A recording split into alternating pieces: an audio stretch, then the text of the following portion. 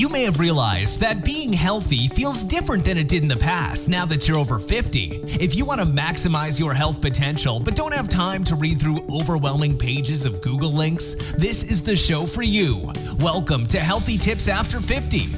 We love doing the research, finding solutions, talking to health experts, and learning what works and what doesn't. Now, your host. She spent the last 25 years dedicated to feeling her best and is here to share her best findings with you. Susan Rosen.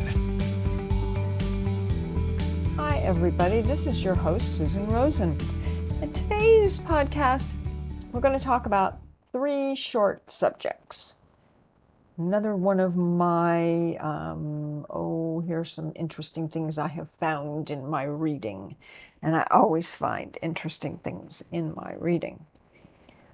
First up is that they found that heart disease may accelerate cognitive decline. And I think that's just something that we all are pretty interested in. So it says, and this was in the Harvard Women's Health Watch newsletter that I get, and they found that if you have coronary artery disease, you may be at higher risk for cognitive problems.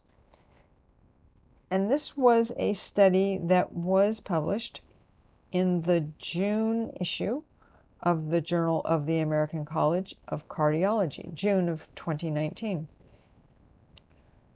They found in this study that for people with coronary artery disease and have blockages in the arteries that lead to the heart, and when the blood flow to the heart is slowed or blocked, this can result, as we all know, in a heart attack or the pain, the heart pain, chest pain that's known as angina. So the study authors looked to see whether this condition had any effect on quote-unquote thinking skills. So they took different people with no history of heart disease and followed them for 12 years and administered 3 cognitive tests throughout the course of the study. At the end of the study, they found that 5.6% of the people in the study experienced a heart attack or angina. They also found that these people, same people, were not more likely to have experienced cognitive decline before their heart episode or immediately after. But, it's a big but, they were at a much higher risk for cognitive decline in the years that followed. They don't know why it's occurred, but they said, which I would agree with, that doctors should be aware of this risk and they could start monitoring people with coronary artery disease more carefully for this kind of issue coming up.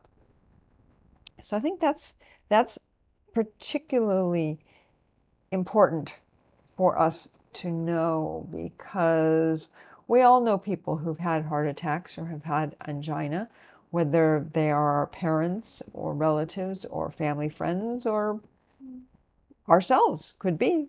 I have not had that issue yet. I should say I have not had that issue, period. I do not intend on getting it. Okay, that's enough for that.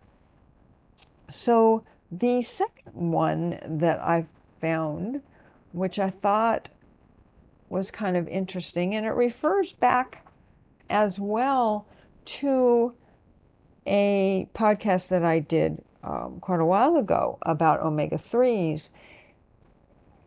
And this is for a group at Tufts University.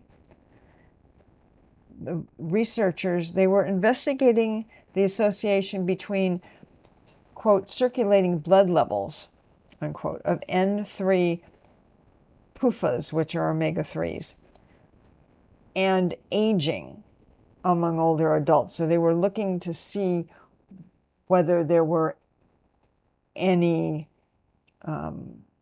items that found that one made the other lower or higher. I didn't say that very well, did I? Okay, back to this. They found that higher blood levels of omega-3s found in seafood were associated with a higher likelihood of healthy aging. I thought that was really interesting. The study published in the October issue, which would have been last October 2018, of the British Medical Journal, included 2,622 adults, average age 74, who were already taking part in the U.S. cardiovascular health study, which ran from 1992 to 2015. And they found that when they went back and were looking at this for different information, that blood levels of omega-3s were measured at baseline 6 and 13 years. And these included the EPA, the DHA, as well as the DPA and the ALA. So EPA, if I say that, it's not going to make any difference. Eicosapentaenoic acid. I'm sure I'm murdering that one. That's the EPA. The DHA is docosahexaenoic acid. DHA, and number one. The only one that any of us will recognize is the alpha-linolenic, linolenic acid, which is ALA. And the ALA usually you get in plants. The other three you get in seafood. So they looked through medical records and the diagnostic tests. And when they did that, the researchers discovered that 89% of the participants experienced unhealthy aging over the 23-year study period, while 11% with higher blood levels of omega-3s experienced healthy aging. And that was defined as survival free of major chronic diseases and without mental or physical dysfunction. So that's kind of interesting, huh? The study authors point out that this was an observational study, so no firm conclusions can be drawn about cause and effect. But a possible explanation for this effect is that omega-3s help to regulate blood pressure, heart rate, and inflammation. Well, duh, yeah. So, okay, I won't start doing editorial content again. Okay, so number 3 in our little list here was that they say this also came from a September 2019 newsletter. They were reporting on a study that came out in Arthritis Care and Research, and they are looking at long-term use of non-steroidal anti-inflammatory drugs, NSAIDs, for osteoarthritis. And what the headline is on this little article is more reason to avoid long-term use of the NSAIDs for osteoarthritis unless your doctor has advised it. It seems that the pain relief effects peak during the second week of use and then gradually decline And by the 8th week of taking those, there is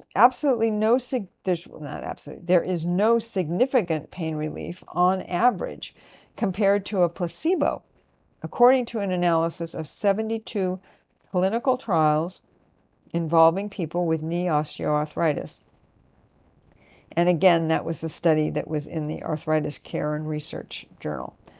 So NSAIDs include over-the-counter options like ibuprofen and naproxen, and they also included prescription drugs, things like celecoxib, diclofenac, and meloxicam. So the incidence of adverse effects, mostly minor and transient, mind you, such as gastrointestinal distress. Well, yeah, I would call it that. That hurts a lot. I've had that. Edema, which is swelling, and increased blood pressure, became significant by the 4th week of use and continued for the duration, though different NSAIDs had varying risk profiles. Okay. These findings support the standard recommendation that these drugs should be used at the lowest effective dose and for the shortest duration, the authors noted. Okay, so that goes out to everybody. Stay away from long-term use of ibuprofen and naproxen and all of those kinds of things, unless your doctor tells you that that's what you should be on.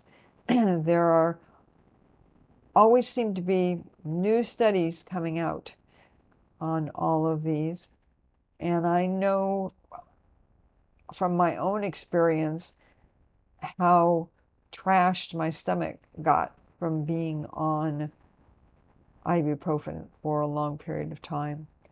So yeah, I would just look with a critical eye on taking those for anything longer than just a few days. Okay, so that is it for this podcast.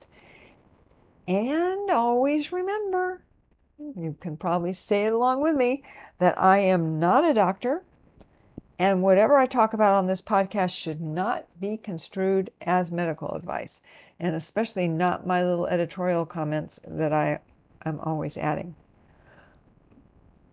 Okay, be sure and listen, and if you've missed any of the other old podcasts, they are all up on YouTube. I have a channel there, Healthy Tips After 50 Podcast. You have to put the podcast at the end, otherwise you won't find it. They are also to be found on my Facebook page, Healthy Tips After 50. They are also on my website at healthytipsafter50.com. So there are lots of places, not to mention the usual podcasting places like Apple Podcasts, Stitcher, Spotify, so on and so forth. So definitely follow me, and if you've missed any episodes, go back and listen to them again. Okay, thanks, and I will look forward to talking to you all again next time. This has been Healthy Tips After 50 with Susan Rosen. To stay on the cutting edge of the most effective health strategies, subscribe to this podcast and let us know what you thought of the show with a comment or like on iTunes. Visit healthytipsafter50.com for this episode's show notes, more resources, and free offers.